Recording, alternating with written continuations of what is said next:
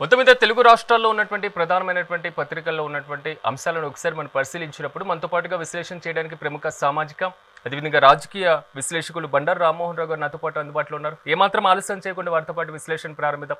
రామ్మోహన్ రావు గారు నమస్తే అండి. నమస్తే. రామ్మోహన్ రావు గారు ఎలా చూడాలంటారు? ఈ రోజు కీలకమైనటువంటి సాగునీటి అంశాల మీద పలు పవర్ పాయింట్ ప్రెజెంటేషన్స్ ఇచ్చినటువంటి సిచ్యువేషన్ కనబడింది. ఈ రోజు సుప్రీంకోర్టులో కూడా దీనికి సంబంధించి విచారణ జరగబోతుంది, పోలవరం నల్లమల్ల సాగర్ కి సంబంధించి. సో నిన్న ముఖ్యమంత్రి నీటిపారుదల శాఖ మంత్రి ముంబైకి వెళ్లారు. సో కాంగ్రెస్ పార్టీ ఎంపీ న్యాయవాదితో భేటీ అయ్యారు.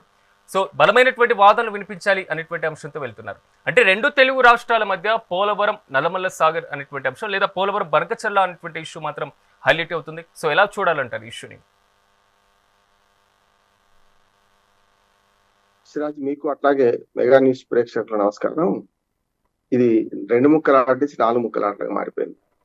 ఇవాళ ఉరుమురి మంగళ మీద పడ్డట్టు రేవంత్ రెడ్డి గారి మొన్న అసెంబ్లీలో వ్యాఖ్యలు చంద్రబాబు నాయుడు గారిని క్లోజ్డ్ సర్క్యూట్ లో క్లోజ్ రూమ్ లో మాట్లాడి నేను ఒప్పించాను, నా మీద గౌరవంతో ఈ మన పోతిరెడ్డిపాడు భూములు వెడల్పును ఆపారు, అటు కాలువలు ఆపారు అని చెప్పి ఆయన ఆరోపించారు.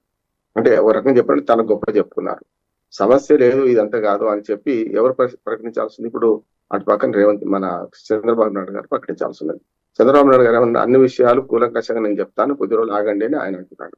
కానీ ఈ లోపల అక్కడి ప్రతిపక్షం, ఆంధ్రప్రదేశ్ లో ప్రతిపక్షం ఏమంటుందంటే, ముఖ్యంగా వైసీపీ ఏమంటుందంటే, అది చూసారా తెలంగాణ మద్దతు ఇస్తూ ఇవాళ రాయలసీమను రతనాలసీమ అన్న దాన్ని నాశనం చేస్తూ ఇవాళ మొత్తం రాయలసీమకు అన్యాయం చేసింది చంద్రబాబు నాయుడు అని చెప్పి వైసీపీ పెద్ద ఎత్తున ఇవాళ ఆందోళన వ్యక్తం చేస్తుంది. దాని మీద కౌంటర్లు ఇచ్చినా కూడా మాట్లాడాల్సింది చంద్రబాబు నాయుడు గారే. ఇప్పుడు ఇరుకున్న పడ్డది చంద్రబాబు నాయుడు గారు అయింది. అంటే రేవంత్ రెడ్డి మాట్లాడిన మాట తప్పు అని చెప్పాల్సిన అవసరం ఆయన మీద పడ్డది.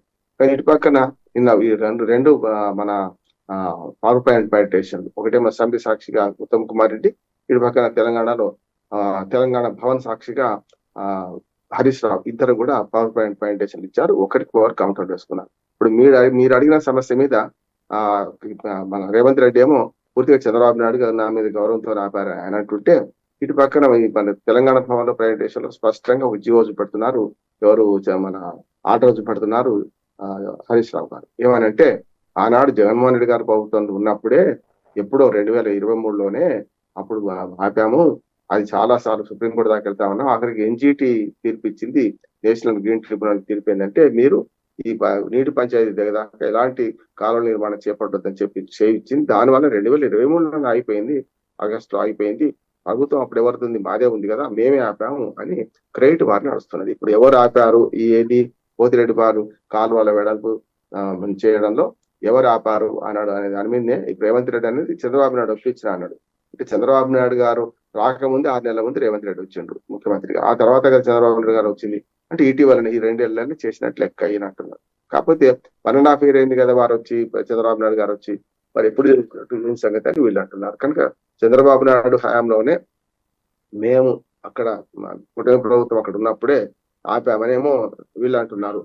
అక్కడనేమో అసలు వైసీపీ ఉంది కదా, అసలు నేరస్తులు మీరే కదా అని ఇప్పుడు టీడీపీ వాళ్ళు ఉల్టా, అంటే హరీష్ రావు మాటను ఆధారం చేసుకొని టీడీపీ వాళ్ళు ఉల్టా ఏమంటున్నారు, జగన్మోహన్ రెడ్డి అసలైన ద్రోహి రాయలసీమకు అని వాళ్ళు మాట్లాడుతున్నారు. అంటే ఇప్పుడు 2 రాష్ట్రాల్లో 4 పార్టీల మధ్య పెద్ద పోరు నడుస్తుంది. కాంగ్రెస్, బీఆర్ఎస్, వైసీపీ, మన టీడీపీ, అంటే 2 ప్రాంతీయ పార్టీలు, 2 జాతీయ పార్టీలు. ఇవి కూడా జాతీయ పార్టీలు రిజిస్ట్రేషన్ అయినాయి, కానీ ఈ జాతీయ పార్టీలో ఎక్కడ తెలుగుదేశం పోటీ చేయలేదు, బీఆర్ఎస్ పోటీ చేయలేదు. వేరే రాష్ట్రాలకు వెళ్ళి కనుక 2 జాతీయ పార్టీలు, 2 రాష్ట్రాల మన ఒక రకంగా పోరు మొదలైనట్టు లెక్క. 3 వైసీపీ కానీ, టీడీపీ కానీ, ఇటు పక్కన మన బీఆర్ఎస్ కానీ 3 జాతీయ పార్టీలు అవుతాయి.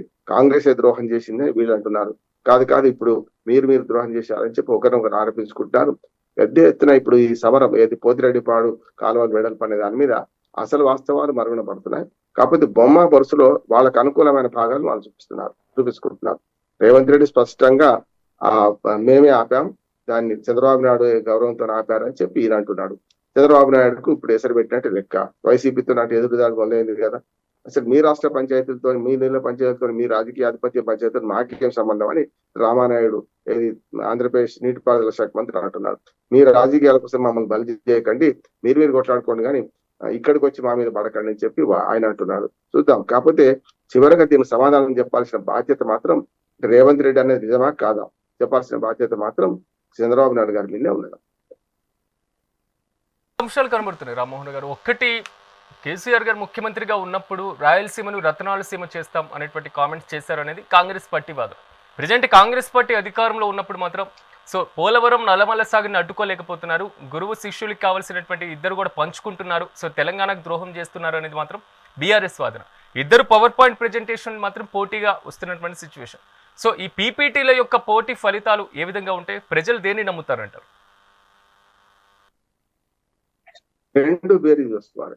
చూస్తున్నాం కదా మనకు సిరాజ్, రెండు అంటే ఒక 4 పేపర్లు చదవకుండా మన వార్తలు, తెలుగు వార్తలు అస్సలు తెలుస్తారు. ఏ పేపర్ చదివితే వాళ్ళకి డబ్బా కొట్టుకునే పత్రికలు కానీ లేకుండా మీడియా సంస్థలు ఉన్నాయి. ఇది కూడా అంతే. రెండు రాజకీయ పార్టీల పోరాటంలో ఎవరి పీపీటీలు వాళ్ళకి చేసుకుంటారు, కానీ వాళ్ళ వైపు చూపించుకుంటారు అంటున్నాను. రెండో వైపు చూపిస్తలేరు. రెండు నిజాల అబద్ధాలు అనేది మనకు తెలిసాల్సింది. అంటే అసత్యాలు, అర్ధసత్యాలు, అప్పుడప్పుడు కొన్ని సత్యాలు చెప్పుకుంటూ ఈ రెండు పార్టీలు పాపం గడుపుకుంటున్నాయి. ఇవన్నీ కలిపి నేనేమంటున్నానంటే ఈ ప్రభుత్వం ఒక శ్వేతపత్రం విడుదల చేయాలి. అసలు ఇంకోటి ఏంటంటే ఎవరు అన్యాయం చేసిందో అని మాట్లాడుకునే మాట బదులు ఎట్లా న్యాయం జరగాలి ఆలోచించాలి. ఉల్టా అవుట్ ఆఫ్ ది బాక్స్ ఆలోచించాలని నేను అంటాను. ఇప్పుడు ఎవరు అన్యాయం చేసారు అంటే పోయింది, ఇప్పుడు అయిపోయింది. అన్యాయం జరిగింది అనుకున్న కొద్దిసేపటికి. అన్యాయం ఎవరు చేశారు అంటే అన్యాయం జరిగింది అయితే ఇద్దరు ఒప్పుకుంటున్నారు కదా. ఇటు బీజేపీ కానీ, ఇటు బీఆర్ఎస్ కానీ, కాంగ్రెస్ కానీ ఒప్పుకుంటున్నారు కదా. మరి అన్యాయం ఎట్లా పరిహరించబడాలి, చేయాల్సిన బాధ్యత వీళ్ళ ఉందా లేదా అని నేను అనుకుంటున్నాను. అందుకనే ఎవరి పాపం తెలా పాపం తలా పిడికాడు. అప్పటి నుంచి కాంగ్రెస్ ప్రభుత్వం ఏమో మనకు నీటి పంపిణీ చేయకుండా వాళ్ళు ఆపిండ్రు. తర్వాత ఈ 12 ఏళ్ళుగా బీజేపీ ఉంది కేంద్రంలో, వాళ్ళు చోట్యం చూసుకుంటూ కూర్చున్నారు. కాకపోతే ధేర్ హాయ్ మగర్ అంధేర్ నహి అన్నట్టు ఆశాకిరణం ఏంటంటే ఒక కమిటీ అయితే వేసింది. ఇప్పుడు ఏది, కేంద్ర జలవనరుల శాఖ మంత్రి ఒక కమిటీ వేశారు. అందులో ముఖ్యంగా 2 అంటే గోదావరి బోర్డు, కృష్ణా బోర్డు, తర్వాత తెలంగాణ వైపున 4 అధికారులు, ఆంధ్రప్రదేశ్ వైపున 4 అధికారులు, మొత్తం 15 మంది సభ్యులతో కమిటీ వేశారు. ఈ కమిటీ చేయాల్సిన పని ఏంటంటే పూర్తి స్థాయిలో టెక్నికల్ గా ఆలోచించి బచావతి ట్రిబ్యునల్ ఏం తీర్పిచ్చింది, ఇటు పక్క బ్రిజేష్ కుమార్ తీర్పు వేగవంతం చేయాల్సిన అవసరం ఉన్నది. ఈ రెండింటి మధ్య, 2 రాష్ట్రాల మధ్య నీటి పంచాయతీలను తీర్చడానికి ఎట్లా చేస్తే బాగుంటుంది అనేది ఆలోచన చేయాల్సిన అవసరం ఉంది.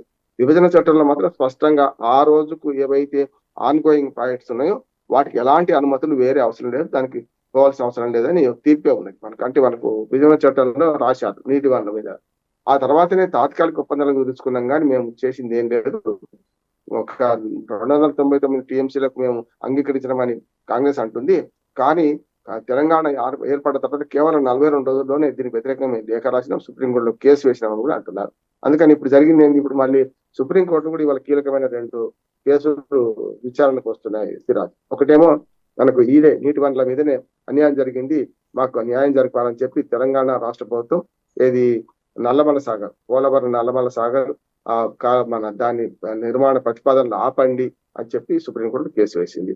దానికి ప్రతిగా సమస్య లేదు, అది ఇంకా అమల్లోకి రాలేదని చెప్పి తెలంగాణకు వ్యతిరేకంగా ఆంధ్రప్రదేశ్ ప్రభుత్వం ఇంప్లే అవకాశం ఉంది. ఇవాళ దాన్ని తెలంగాణ ప్రభుత్వం వేసిన పిటిషన్ మీద విచారణ జరిగే అవకాశం ఉంది.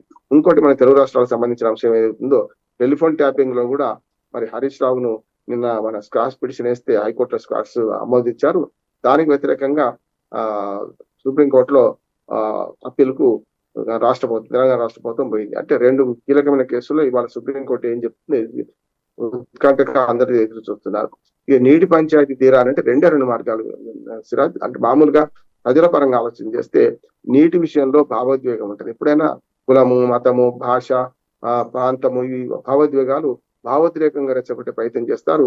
విభజించి పాలించని బ్రిటిష్ వాణిజ్యం మనం నేర్చుకున్నాం, అది ఇంకెక్కువ చేస్తున్నాం. ఓటు బ్యాంక్ రాజకీయాల్లో నేను చెప్తున్న 4 అంశాలు కూడా కులము, మతము, ప్రాంతము, భాష రెచ్చగొడుతున్నారు. ఇందులో భాగంగానే 2 రాష్ట్రాల మధ్య నీటి పంచాయతీని పెద్దగా చేసే ప్రయత్నం ఈ 4 పార్టీలు చేస్తున్నాయి అంటున్నారు. విన్ విన్ సొల్యూషన్ అంటే ఇది కాదు, జీరో సమ్ గేమ్ ఆడుతున్నారు. అంటే మీకు లాభం అయితే నాకు నష్టం, నాకు లాభం అయితే మీకు నష్టం అనేది. విన్ విన్ సొల్యూషన్ పోవాలంటే కేంద్ర ప్రభుత్వం పెద్దన్న పాత్ర వహించాలి. ఇందులో సాంకేతిక అంశాలను పరిగణలోకి తీసుకోవాలి, ఈ బోర్డుల తీర్పును పరిగణలోకి తీసుకోవాలి. 2 రాష్ట్రాల మధ్యన నీటి పంచాయతీ మళ్ళీ 100 ఏళ్ల దాకా రాకుండా ఏర్పాటు చేసే ప్రయత్నం చేయాలి. సింధు నదీ జలాన్ని మనం పాకిస్తాన్, ఇండియా మధ్య పంచుకున్నప్పుడు వివాదం రాకుండా ఇప్పటిదాకా మనము నిలుతున్నప్పుడు, ఇప్పుడు కొత్తగా 2 రాష్ట్రాల మధ్యన, తెలుగు రాష్ట్రాల మధ్యన ఎందుకు ఇటువంటి గొడవలు జరుగుతున్నాయంటే కేంద్ర ప్రభుత్వం చోద్యం చూడటం, పిట్టపోరు పిల్లి తిరుద్దామన్నట్టు పిల్లిలాగా వ్యవహరించడం, దాంతోపాటు మన కోతి మనకు రొట్టె ముక్క సామెతలాగా చేస్తున్నారు. కనుక ఇది సరైనది కాదు. ఏదైనా సరే మొత్తం మీద నీటి వివాదాన్ని పరిష్కరించుకోవాల్సిన అవసరం ఉంది. రాజకీయ పోరాటంగా మార్చడం వల్లనే అసలు విషయాలు మరుగున పడుతున్నాయి. మొత్తం మీద అటు ఆంధ్రప్రదేశ్ ప్రభుత్వం, ఇటు తెలంగాణ ప్రభుత్వం రెండు శ్వేతపత్రాలు ఎవరికి వాళ్ళు విడుదల చేయాలి, లేకపోతే కలిపి ఒక సంయుక్త ప్రకటన చేస్తే మంచిది అంటున్నారు. ఏం జరిగింది? పార్టీల ఆధిపత్య పోరాటం, అట్లాగే క్రెడిట్ వార్ను అనేది నడుస్తున్నది. ఆపడానికి క్రెడిట్ వార్ కాదు, నిర్మాణానికి క్రెడిట్ వార్ చేసుకోండి. ఏ ప్రాజెక్టు నిర్మాణం కావాలి, ఎట్లా చేయాలి, ఉభయ తెలుగు రాష్ట్రాలకు ఉభయ కోశలోపరిగా ఎట్లా ఈ సమస్య పరిష్కారం కావాలని 4 పార్టీలు ఆలోచిస్తే మంచిది అంటున్నారు. 4 పార్టీలు, 4 నాయకులు, చంద్రబాబు నాయుడు, వైసీపీ జగన్మోహన్ రెడ్డి, అట్లాగే కేసీఆర్, ఇక్కడ రేవంత్ రెడ్డి, ఈ నలుగురు కనుక సరిగ్గా సమయంతో పోతే నీటి పంచాయతీ 2 రాష్ట్రాల మధ్య సమీప భవిష్యత్తులో ఉండకుండా ఉంటుందని నేను అనుకుంటున్నాను. ముఖ్యం చేసుకోవాలి, కేంద్రం ఒక కీలక నిర్ణయం తీసుకోవాలి అనేటువంటి అంశాలు ఎలాగో ప్రస్తావించారు కాబట్టి రీసెంట్గా కేంద్ర ప్రభుత్వం ఒక కమిటీని ఏర్పాటు చేయడం జరిగింది. సో ఈ కమిటీ అన్న పూర్తి స్థాయిలో గోదావరి కృష్ణా జలాల మీద, మరి ముఖ్యంగా నీటి కేటాయింపుల మీద కీలక నిర్ణయం తీసుకునేటువంటి దిశగా అడుగులు వేస్తుందంటారా? ఈ సమస్యలకి పులి స్టాప్ పెట్టేటువంటి ఛాన్స్ ఉందంటారా? సిరాజ్, కేంద్ర ప్రభుత్వానికి పూర్తిగా ఇప్పుడు దేశంలో ఉన్న అన్ని జలాల మీద ఆధిపత్యం కానీ హక్కు కానీ జాతీయ ప్రభుత్వానికి ఉంటుంది, రాష్ట్ర ప్రభుత్వాల మధ్య ఉండదు. అంటే రాష్ట్ర ప్రభుత్వాల మధ్య అంటే 4 రాష్ట్రాలు ఎవడో ఇదే కొట్టుకుంటారు కదా. అట్లా కాకుండానే అధికారం వాళ్ళదే, బాధ్యత కూడా వాళ్ళదే అంటున్నారు. కేంద్ర ప్రభుత్వానికి అధికారం ఉంది, ఈ నీటి పంచాయతీని తీర్చే బాధ్యత కూడా వాళ్ళేవారు.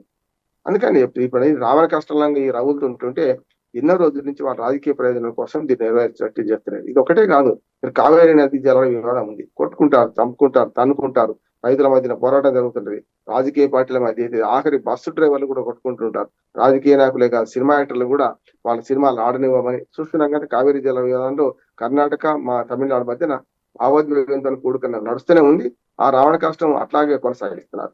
నా ఉద్దేశం ఏంటంటే గంగా టు కావేరీ ఏదైతే నదీ జలాల మన నది ఇంటర్ రివర్ చేంజ్ ఉందో అది మొదలు పెట్టుకుంటే మరి గోదావరి నుంచి మొదలు పెట్టాల్సిన అవసరం లేదు కదా, గంగ నుంచి మొదలు పెట్టాలి కదా. గంగా నుంచి మహానది, మహానది నుంచి గోదావరి, గోదావరి నుంచి కృష్ణా నుంచి కావేరి, పెన్నా ద్వారా కావేరి ద్వారా పోవాల్సి ఉన్నది. దాన్ని మొదలు పెట్టుకోకుండా కేవలం గోదావరి నుంచి మొదలుపెట్టి చేస్తామంటే ఈ 2 రాష్ట్రాల మధ్య ఇంత నిప్పులు రాజుకుంటున్నాయి, మంటలు రాజుకుంటున్నాయి. కనుక కేంద్ర ప్రభుత్వమే అధికారము బాధ్యత వాళ్ళకే ఉంది కనుక చేయాల్సిన అవసరం ఉంది. అంటే నాకు కొంచెం అనుభవంతో చెప్తున్నాను. నేను బ్రిజేష్ కుమార్ ట్రిబ్యునల్ తీర్పు అప్పుడు వచ్చినప్పుడు ఉభయ తెలుగు రాష్ట్రాల మధ్య పంచాల్సి ఉంది, మీరు 3 రాష్ట్రాల మధ్య పంచిండ్రు, ఈ 2 రాష్ట్రాల మధ్య పంచడానికి అతి త్వరలో తెలంగాణ రాష్ట్రం విడిపోతున్నది, ఆంధ్రప్రదేశ్ విడిపోతున్నది. కనుక వీలైనంత వరకు దీన్ని విడిపోయిన తర్వాత ఎవరి వాట వాళ్ళకి తేల్చమని చెప్పి అప్పుడు కిరణ్ కుమార్ రెడ్డి గారు మంచి ప్రయత్నం చేశారు. అఖిల పక్షంలో నేను కూడా వెళ్ళాను, తెలంగాణ నుంచి, ఆంధ్రప్రదేశ్ నుంచి వైడి రామారావు గారు, ఇట్లా ప్రతి రాష్ట్రంలో ఈ రాష్ట్రంలో ఉన్న ఉమ్మడి ఆంధ్రప్రదేశ్ లో ఉన్న ప్రతి పార్టీకి 2 ప్రాంతాల వారు వెళ్ళాం. ఒక 15 మంది వెళ్తే సావధానంగా విన్న మన్మోహన్ సింగ్ గారు ఆ బ్రిజేష్ కుమార్ ట్రిబ్యునల్ తాత్కాలికంగా ఆపేశారు. ఇప్పటికీ ఆగే ఉంది, 12 ఏళ్ళు ఆగే ఉంది అంట, 2013లో జరిగింది. కనుక నాకు తెలిసిన సమాచారంతో నేను చెప్తున్నా ఏంటంటే బ్రిజేష్ కుమార్ ట్రిబ్యునల్ ఏదైతే కొత్తగా తీర్పు ఇవ్వాల్సిన అవసరం ఉన్నది, అట్లాగే గోదావరి బోర్డు కూడా మిగులు జలాలను మన మన బచావత్ అవార్డు కూడా ఇవ్వాల్సిన అవసరం ఉంది. అంటే మిగులు జలాలు ఏమిటి, మిగులు జలాలు అంటే అందరికి ఎట్లా పంచుతారు, దానికి ఒక లెక్క ఉన్నది. అంటే నదీ జల పంపిణీ వ్యవస్థకు ఒక లెక్కలు దాని లెక్కలు ఉన్నాయి. ఇంటర్ రివర్ చేంజ్ వల్ల పోతే డబ్బు నీళ్లు పోతాయో అంత నీళ్లను పై రాష్ట్రాలకు ఇవ్వాలి. అందుకని ఇప్పుడు 80 TMCల నీళ్లను కృష్ణా జలాల్లో పంచాల్సిన అవసరం ఉంది పై రాష్ట్రాలకు. అంటే గోదావరి ద్వారా మన పట్టిసీమ ద్వారా ప్రకాశం జిల్లా ప్రకాశం బ్యారేజ్ కు నీళ్లు ఎత్తిపోస్తున్నారు కదా, మన నీళ్లు కాలువ ద్వారా తీసుకుపోతున్నారు కదా, దానికి ప్రతిగా 80 TMCల నీళ్లు కర్ణాటకకి 21, మహారాష్ట్ర 14 TMCలు, తెలంగాణ 45 TMCల నీళ్లను అదనంగా ఇవ్వాల్సిన అవసరం ఉంది. దాని లెక్కలేదు ఇప్పటిదాకా కూడా. అందుకని మొన్న ప్రస్తావించింది అదే, ఉత్తమ్ కుమార్ రెడ్డి ప్రస్తావించింది, ఇటు హరీష్ రావు ప్రస్తావించింది అదే. ఆ 45 TMCలు పక్కన పెడదాం, మొదలైతే 45 TMCలకు అనుమతి ఇవ్వండి అని చెప్పి ఇది శ్రీశైలం నుంచి తీసుకుపోతామని చెప్పి మరొక DPR పంపారు వీళ్ళు. అదే తెలంగాణకు మరణ శాస్త్రం అని వీళ్ళు అంటున్నారు. కాదు జూరాల నుంచి తీసుకుంటే మీకు ఎవరు అభ్యంతరం ఉండకపోయేది కదా, 2 పక్కల తెలంగాణే కదా. కృష్ణా నది తెలంగాణలో ప్రవేశించిన తర్వాత అటుపక్క ఇటుపక్క తెలంగాణనే కదా. ఎప్పుడైతే శ్రీశైలం దగ్గరికి పోయే ముందు సంగమేశ్వరం అంటాం కదా, తుంగభద్ర నది కలిసేదాకా 2 రాష్ట్రాల మధ్య బార్డర్ కాదు కదా కృష్ణా నది. మీరు జూరాల నుంచి మార్చి కిందికి తీసుకువెళ్ళడం వల్ల ప్యాకేజీలు మారినాయి, అన్ని లిఫ్టులు మారినాయి, వేల కోట్ల రూపాయలు అవినీతి చేశారని చెప్పి ఇటు వీళ్ళు అంటున్నారు. అంటే దీని మీద ఒక మంచి శ్వేతపత్రం విడుదల చేయాల్సిన అవసరం ఉన్నది. ఎవరు అన్యాయం చేశారు, ఎవరు చేయాలి అంటే బొమ్మను ఒకరు బోర్సును ఒకరు చూపిస్తున్నారు. ఇరు రాజకీయ పక్షాలు చేస్తున్న జిమ్మిక్కులో ప్రజలు అయోమయంగా చూస్తున్నారు. ఒకసారి ఇది కరెక్ట్ అనిపిస్తుంది, ఒకసారి అది కరెక్ట్ అనిపిస్తుంది. కొంచెం నీటి రంగ నిపుణులు మాత్రం ఏది కరెక్ట్ తెలుసు కనుక ఈ ఈ వివాదం ఈ రాజకీయ పార్టీలతో తీరదంటారు, తేలదు కూడా. కానీ కేంద్ర ప్రభుత్వమే అధికారులతో కూర్చోవాలి, రాజకీయ పార్టీలను కూడా పిలవాలి, ఆహ్వానించాలి. ఈ ఇద్దరు ముఖ్యమంత్రులు పిలవాలి, ఇద్దరు ప్రతిపక్ష నాయకులు పిలవాలి. ఈ 4 ముక్కలాటలో నిట్టాడుగా నిలబడాల్సింది కేంద్ర ప్రభుత్వం. మధ్యన టెంట్ వేస్తే గ్రౌండ్ టెంట్ వేస్తారు కదా, మధ్యన ఒక నిట్టాడు స్తంభం ఉంటుంది, 4 దిక్కులు 4 పిల్లర్స్ ఉంటాయి. ఇది అంతే. కేంద్రము ఈ 2 రాష్ట్రాల జల వివాదాలను పరిష్కరించే బాధ్యత అధికారం వాళ్ళదే కనుక వాళ్ళే పరిష్కరించాలంటున్నది వీలైన త్వరగా. మాత్రం ఈ టాపిక్ కి సంబంధించి ఒకసారి మనం గమనించినట్లయితే 2014లో రాష్ట్ర విభజన జరిగిన తర్వాత ఇప్పటికి కూడా వాటర్ సంబంధించినటువంటి సెంటిమెంట్ ఉండేటువంటి అవకాశం ఉందంటారు. ఎందుకంటే పవర్ పాయింట్ ప్రెజెంటేషన్ కానివ్వండి, ఆంధ్రాని ఒక పూచిగా చూపించడం కానివ్వండి, నీటి కేటాయింపుల వ్యవహారం కానివ్వండి, సో ఇక్కడ పాలకుల యొక్క నిర్ణయాలు కానివ్వండి, అక్కడ పాలకులు తీసుకుంటున్నటువంటి నిర్ణయాలు కానివ్వండి, మొత్తం వ్యవహారం చూసుకున్న తర్వాత తెలంగాణలో నీటి యొక్క సెంటిమెంట్ ఇంకా అదే విధంగా రగిలించేటువంటి అవకాశాలు లేవంటారా? నీటి సెంటిమెంట్ ఎప్పుడైనా ఉంటది. సరే, నేను సర్పంచ్గా చేసినప్పుడు ఇద్దరు పాలి వాళ్ళ మధ్య ఆయుధుల మధ్యన వచ్చినప్పుడు కూడా ఒక్క కాలువ విషయంలో, చిన్న కాలువల విషయంలో కొట్టుకుని చంపుకుంటారు, కోట్లకు వెళ్తారు, హత్య చేసుకుంటారు. అటువంటిది 2 రాష్ట్రాల మధ్య తక్కువదేం కాదు సెంటిమెంట్ అంటున్నాను. అని చెప్తున్నాను కదా. కానీ గ్రామంలో ఉన్నంత తెలివి రాష్ట్ర ప్రభుత్వాలకు కేంద్ర ప్రభుత్వం ఎందుకు లేదంటున్నారు. గ్రామాల్లో ఏం జరుగుతుందంటే ఒక 4 పాలి వాళ్ళు ఉన్నారు, సగం నీళ్లు ఒకరు పోవాలి, సగం ఇద్దరు పంచుకోవాలనుకోండి. కాటు మొద్దు అని వేస్తారు. అంటే కాటు మొద్దు అంటే కాలువకు అడ్డంగా ఒక కర్రను కోసి ఎవరికి ఎన్ని నీళ్లు పోవాలో అంతే వెడల్పుతో నీళ్లు పెట్టేట్టు చేస్తారు. అది ఇప్పుడు కాదు, ఇప్పుడు సాంప్రదాయంగా వస్తుంది. ఆ కాటు మొద్దు సాంప్రదాయాన్ని పాటించాలి కదా అంటున్నాను నేను. గ్రామాల్లో నీటి పంపిణీకి ఏవైతే సాంప్రదాయాలు పాటించారో మరి రాష్ట్రంలో కూడా అవే వస్తాయి కదా. అట్లాగే రాష్ట్రంలో టీఎంసీలు, క్యూసెక్లు లెక్కలన్నీ ఉన్నాయి. మనకు కృష్ణా నదిలో నీటి లభ్యత తక్కువ ఉన్నది. ఈసారి బాగా వచ్చినాయి అనుకోండి. గోదావరిలో నీళ్లు ఎక్కువ ఉన్నాయి, మళ్ళీ ఇద్దాం అనుకుంటున్నారు. అంటే వాళ్ళు ఏం చేయాలంటే కృష్ణా బేసిన్ మళ్ళీ ఇచ్చే నీళ్లలో పై వాళ్ళకి వాటా వస్తుంది కదా. నేను చెప్పింది అదే 90 టీఎంసీలు ఎట్లా 80 టీఎంసీలు ఎట్లా పంచుకోవాలని దాని మీద. ఇది కూడా అంతే. మన గోదావరిలో నీళ్లు ఉన్నాయి, మిగులు జలాలు కట్టుకుంటే ఏమి నష్టం ఏమిటి అని రామానాయుడు గారు ఏది ఆంధ్రప్రదేశ్ మన ఇరిగేషన్ శాఖ మంత్రి మాట్లాడుతున్నారు. అంత అమాయకంగా ఉండదు పరిస్థితి. వరద జలాలు ఏంటిది, మిగులు జలాలు తెలిసింది. వరద జలాలను మిగులు జలాల్లో కూడా పై రాష్ట్రాలకు వాటా ఉంటుంది. గోదావరిలో 5 రాష్ట్రాలు ఉన్నాయి. మహారాష్ట్ర ఉంది, ఛత్తీస్గఢ్ ఉన్నది, ఒరిస్సా ఉన్నది, తెలంగాణలో 5, ఆంధ్రప్రదేశ్ 5 రాష్ట్రాలకు ఎవరి వాటా వాళ్ళకు ఉంటది. వాళ్ళు వినియోగించుకోకపోవడం వల్ల కింది నీళ్ళు వెళ్ళిపోతున్నాయి. 3000 టీఎంసీలు ఎందుకు పోతున్నాయి? ఒరిస్సా వినియోగించుకోవట్లేదు. అట్లానే మన ఛత్తీస్గఢ్ అంతా అడవులు కనుక అక్కడ వినియోగించుకోవట్లేరు. మహారాష్ట్ర కొంత సాధ్యమైతే మహారాష్ట్ర వినియోగించుకోగలిగింది. ఇంకా మహారాష్ట్రలో ఇటుపక్క మనకు అది మన కొరాట చర్నాల లేకుంటే పైన గంగా అక్కడ వినియోగించుకోలేకపోతున్నారు వాళ్ళు కూడా. దానివల్ల కింది నీళ్ళు వెళ్ళిపోతున్నాయి కదా. తెలంగాణ కూడా అసలు కేటాయించిన 968 టీఎంసీలలో కేవలం 130-140 టీఎంసీలు మాత్రం వినియోగించుకుంటుంది. మరి మిగతా సంగతి ఏంటి? అందుకని ఇవన్నీ వినియోగించుకోకపోవడం వల్ల కిందికి పోతున్నాయి కనుక డీమ్డ్ ప్రాజెక్టులుగా, అంటే విభజన చట్టం నాటికి ఏవైతే అమల్లో ఉన్నాయో అవన్నీ డీమ్డ్ ప్రాజెక్టులుగా అనుమతించాలి. దాంతో పాటు కొత్తగా ప్రాజెక్టు కట్టుకోవడానికి ఏవైతే డిపిఆర్లు వస్తాయో వాటిని పరిశీలించి ఎవరి వాటా ఇంకొకరి నష్టం కాకుండా ఉభయ కుశలో పరిచేయాల్సిన బాధ్యత మాత్రం కేంద్ర ప్రభుత్వాన్ని చేస్తారని ఆశిస్తున్నాను.